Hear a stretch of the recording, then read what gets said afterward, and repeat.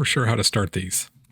Hello, friends. 1972 was a tough one for me. I searched far and wide. I had nothing really in mind. A lot of really interesting things going on in music. We have a lot of singer-songwriters. We have a lot of hard, heavy music, kind of blooming, schmaltzy stuff. There's a lot of soul. A lot of the things I watched, thought about for a little while, was thinking about doing Sammy Davis Jr. Mr. Bojangles.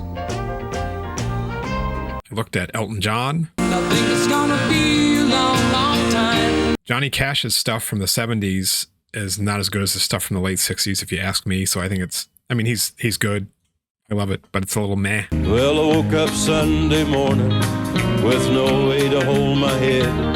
That didn't hurt. What else? There's some Led Zeppelin out there.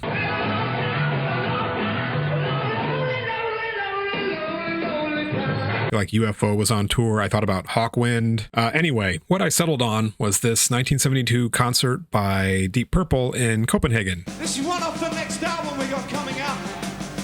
The album's called Machine Head. KB Holland, Copenhagen, Denmark, March 1st, 1972. Deep Purple played their first show there in 1970. They played there a total of 11 times. And it says, when the Englishmen in February 1973 gave 2 double concerts with ELO, there was a certain 9-year-old Lars Ulrich in the audience. The world-renowned Danish Metallica drummer has often highlighted this particular concert as the deciding moment for him wanting to pursue his musical dreams. There you go. It's the worst piece of shit we've ever done, and it's not leaving this room. There you go, doubters. So it's a strange little stage, and there are people sitting behind them. So you got the 5 members of Deep Purple out here. Ian Pace on drums, Ian Gillan on vocals. Can't see him, but it would be John Lord over there on keyboard, Roger Glover on the bass, and Richie Blackmore here. One of the things I like about this, I'm not a huge Deep Purple fan. This is a pretty good concert though, and I do like a lot of aspects of their sound. It's interesting timing because this is between when they recorded the Machine Head album, which was, I think, their commercially most successful album, and then when it was actually released. And there are, I think, 3 songs from Machine Head. They play Lazy, they open with Highway Star, and they play Space Truckin'. People in the audience would not have heard those songs. None of those were released as singles yet, as far as I know. And they're pretty good renditions of it. This is another band. They do a lot of improvising in their shows, and there are some 10, 12-minute improvisational jams on this thing, which are okay. It's not really my cup of tea. I like doing that as a musician, but I don't really like watching it or listening to it so much. But you can tell they, just like Black Sabbath, they write these songs on the road or whatever, or kind of get them done and play through them and know them before they go in the studio and record them. At least that's the sense I get. And again, you guys can all correct me if I'm wrong. Let's watch a little bit of the opening here. This is pretty good. Call Highway Star. Get on now. Ow! Nobody gonna take my car. All right, the dude can sing. There's no question. His voice actually gets better as this goes along. I feel like he sounds a little cold there, but really, really powerful voice and really good range too, which he shows throughout this. I'm not sure what the total length of this concert is. I found 2 different versions of it. One that has it split into different songs, which I'm going to go through now, and there's another one just has the whole thing. Lazy from Machine Head, not one of my favorites. So this says Space Trucking is 22 minutes long. They kind of play the song, and then there's a really long jam thing. And I think that was what they closed their set with for many years too, opening with Highway Star and closing with Space Truckin'. Let's listen to a little bit of that. Yeah. See, if I was in the audience and never heard this song, I'd be like, what are you guys doing?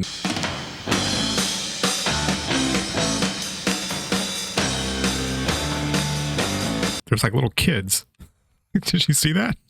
I wonder if these are all Danish people. I wonder if those kids could still be alive today. They could, maybe they live in Greenland. Maybe they're about to become American citizens. Who knows? Well, we had a lot of Venus. We always had a time of love. Come on, come on, come on. Let's go space trucking. Come on, come on, come on.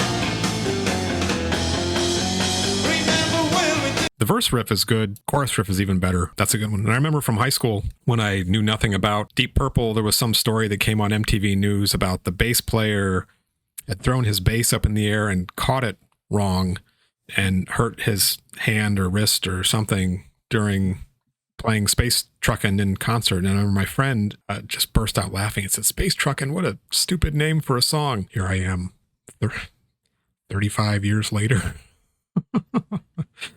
Still like it. Also, the amplifiers. Let's see if we can get a look at those. This is another thing that I thought was historically interesting about this. So Marshall, which is a name that is now synonymous with hard rock, heavy metal, at least definitely was in the 80s, and it still is to a large degree, I would say. They didn't start making amplifiers until the early 1960s. And their first amplifier that they made to be big and loud, and I think it was developed, might not be the right word, but it was somehow Pete Townsend of The Who was involved. I seem to remember once saying to Jim, like almost pinning him against the wall and saying, "Jim, I need bigger weapons." Anyway, the first production one was called the 1959 Super Lead, and it's affectionately known as the Plexi because of a plexiglass cover that goes over the controls. I'll find a picture of one where you can see that. If you look at the corner here, the plexiglass is broken, so you can see that yellow brown tinted is where the original plexiglass is still there. And it wasn't officially plexiglass, but it was some kind of acrylic. Anyway, 100-watt amplifier, 4 12-inch speakers. The speakers in those days couldn't handle something over a certain number of watts. So in order to be louder, you had to build these bigger cabinets. And so that became kind of the Marshall look and the Marshall sound, all tube driven at that time, of course. Deep Purple was a fairly loud band for the day. They get credit for being kind of early on in the evolution of hard rock and heavy metal, along with Black Sabbath and Led Zeppelin. Let's watch the end here.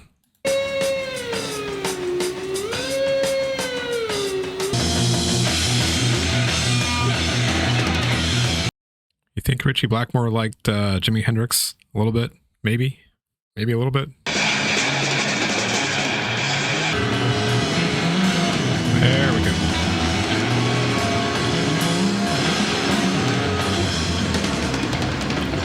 The keyboard was in danger of getting knocked over too.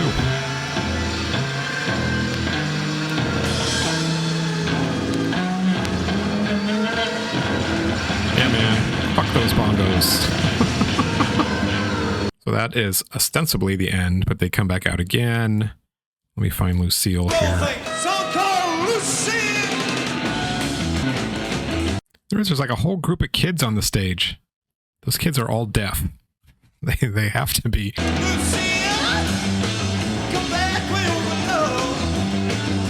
All right, you get the idea.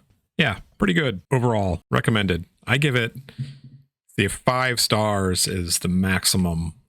I'll go with 4.5 for historical context and interest and some really good songs. A little bit too much jamming for my taste, and I don't find the songs giving me shivers, but they are pretty good, pretty heavy, pretty solid, and obviously a great bunch of musicians just doing their thing. Extra points for the kids on stage. Anyway, that is 1972.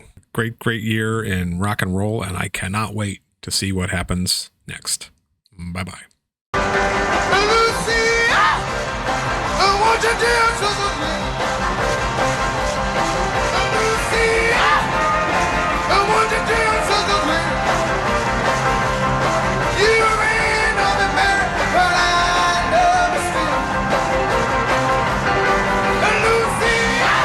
That is hard to match. Haven't done 1973 yet. I'm not going to do Little Richard, Lucille, but that's pretty good.